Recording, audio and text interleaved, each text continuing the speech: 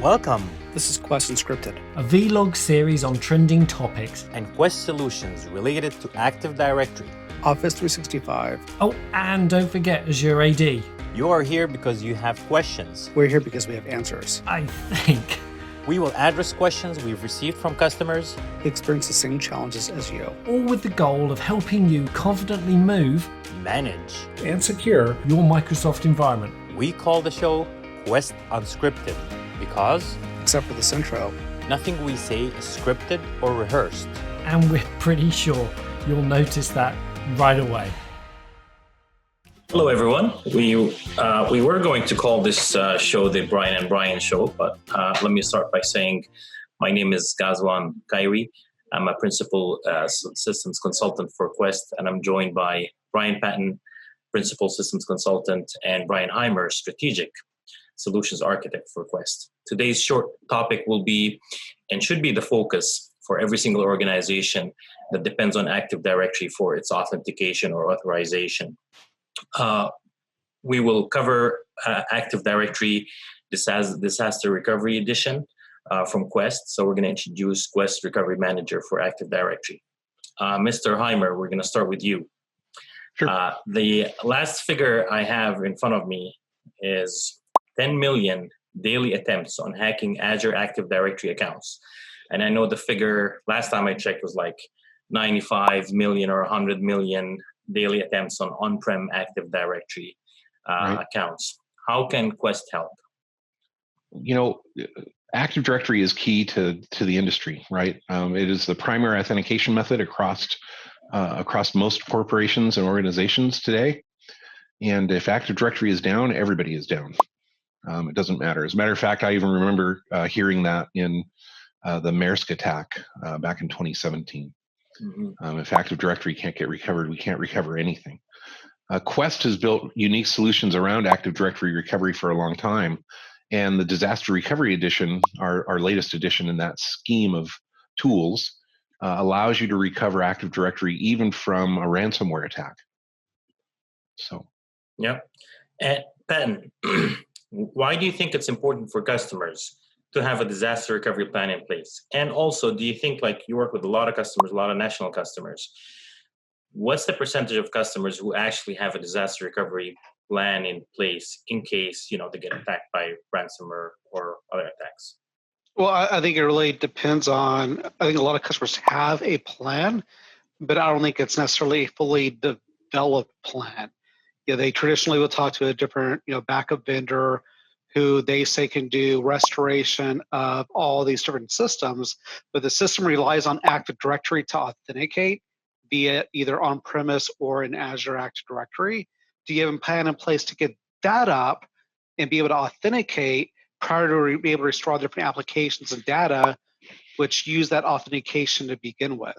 So it's yet to do the first step before you can get to the second step. A lot of people think that they're covered, but they only really realize they're not covered after practicing. Once you practice, you realize the different caveats of what it really takes to do a full Active Directory restoration, or even about just like an Azure AD misconfiguration with a conditional access policy as an example. Yeah, Brian actually brought up a really good point, and I can't tell you how many times I've talked to a client that says, we're moving a domain controller into our disaster recovery area so that they can do their disaster recovery testing. Right. And I've come back and said, well, have you tested recovering Active Directory? And they go, what? Mm-hmm. Why would I need to do that? Right. Yeah. And in a physical disaster, that's not an issue at all. But in today's area of cyber warfare and cyber criminals, ransomware is infecting domain controllers across the corporation. So it's no longer a geographic physical location type disaster. It is a cyber disaster across your entire forest. And by default, Active Directory is highly available to get multiple different domain controllers. But to your point, Brian, the likelihood of a ransomware attack happening is an all-time high. These types of attacks not happening 10 years ago. They've really kind of surfaced in the last 3 or 4 years. And now everybody can see that the likelihood is a lot more likely in their organization. So you have to have a plan to respond in the event that situation does occur to you. It's true. So true, Brian. And like you said earlier, being able to test that recovery is key. Well, let's talk about that. So let's tie all that into, Heimer, what's your top 2 features in the newly released Disaster Recovery Edition that allows customers to achieve that kind of coverage against their Active Directory attacks? Yeah, good question, guys. So we just released 10.1 last month, and my 2 favorite features there. The first is CleanOS recovery. Absolutely paramount way to recover your Active Directory, and I'll explain why. And the other is the ability to phase your recovery, whereas we used to do just a single forest, everything at once type recovery. Now you can do recovery in phases.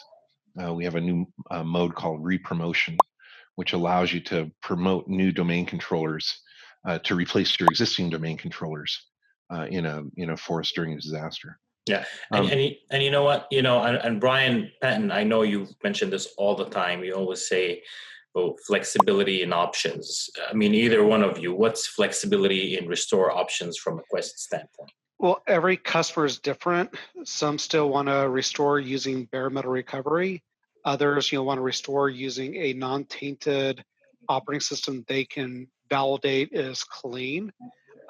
So we give you the option and ability to do whatever choices you need, not only on-premise, but even out to Azure AD, because if you're talking about disaster recovery, you also have to consider all the different stuff that's located in Azure Active Directory as well, as the attack surface is really expanded out with the proliferation of Office 365.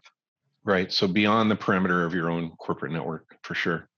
CleanOS recovery is great because what we do is we take an Active Directory system state backup, and that only includes, if you don't know, it only includes the NTDS directory and your sysvol, and then a few registry keys, not the whole registry, but just things pertinent to Active Directory.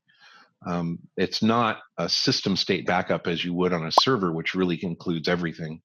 We call them RMAD backups, RMAD, Recovery Manager for Active Directory. That's kind of our internal name. But if you use those to do your recovery, the footprint where malware could sit is greatly reduced from a bare metal backup. And that's great because what's to say you weren't infiltrated with some sort of zero-day exploit, right? A zero-day exploit it's kind of like the coronavirus was in the beginning, right? No human had ever seen it before. Mm-hmm. And so it's not detectable in the cyber world. So your antivirus isn't going to see it. And what if that exploit sat dormant on your systems for quite a while, say a month, say 2 months? Maybe the backups that you have even got that same exploit sitting on them now. And any backups you had that were clean from before that exploit was laid down, they've rolled off. You're not even retaining them anymore. When you go to recover, you might be restoring that zero-day exploit right back into your environment. And Brian Patton, I think you and I have talked about this. A lot of companies that are having infiltration, ransomware isn't being used for you to pay the ransom. It's kind of being used like a hand grenade thrown over your shoulder, right, as you leave. You blow everything up, and that obfuscates your attack vector. So people don't know how you got in or what you did while you were in. Yeah, a good portion of people that pay the ransom don't get their data back. And it's interesting, like even looking at the NIST cybersecurity framework, they had an update back, I think, in 2017 around supply chain risk management. Understand your supply chain, because a lot of times that could actually reintroduce a kind of infection as well. Yeah, true. Cool. Thank you guys both for your time. And until next time. Thank you. Cheers.